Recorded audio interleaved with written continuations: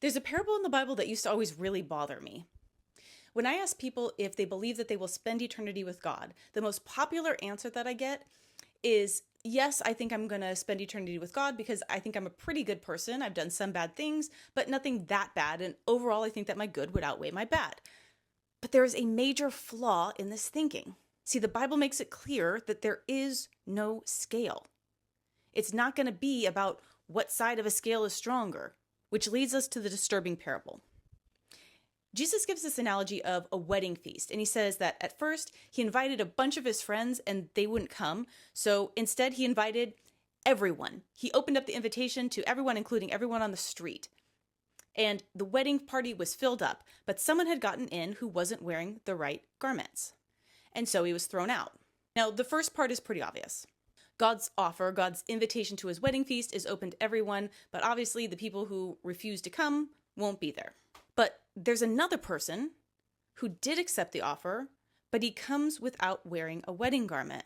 And this is the part that used to really bug me, because it says God throws him out. Why would God throw somebody out just for not wearing the right clothes? It made a lot more sense.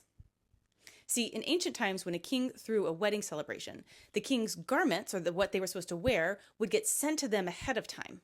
So this guy choosing to show up in his own clothes is the equivalent of somebody saying, I don't need the king's provision. I don't need Christ's covering on my life. My own clothes, my own good works should be good enough to get me in.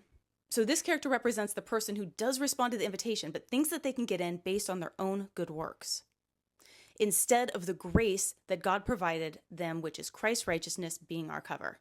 God has already sent his son. He has already sent us the covering that we need to get into the wedding party.